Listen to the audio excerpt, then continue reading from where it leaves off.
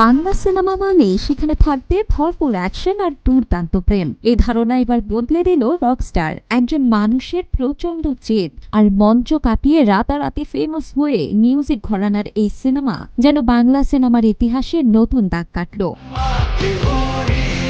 সিনেপ্রেমীদের মনে জায়গা করে নিয়েছে সাকিবের নতুন লুক আর নতুন এই গল্প, যেখানে একাধারে উকি দেয় আনন্দ আর তীব্র বেদনার সুর। যে সুরে তাক লাগিয়ে দিয়েছেন শাকিব খান। চলতি ঈদে মুক্তি পেয়েছে পরিচালক আজমান হোসের পরিচালনায় শাকিব অভিনীত ধামাকা সিনেমা রকস্টার।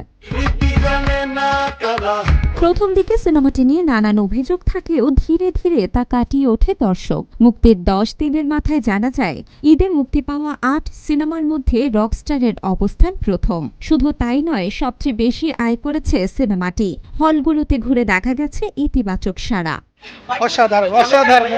সাকিব খানের ভক্ত, তাই আমরা সাকিব খানের, অন্য কারোর প্রতি এত আগ্রহ নাই, সাকিবের প্রতি আগ্রহ। এতে খুব সহজেই বোঝা যাচ্ছে নতুন ঘরানার সিনেমা রকস্টারকে দর্শকরা সাদরে গ্রহণ করেছে। তবে কি রকস্টার বাংলা সিনেমার মিউজিক্যাল ঘরানার নতুন সম্ভাবনা? বিনোদন ডেস্ক, গ্রিন টিভি ডিজিটাল।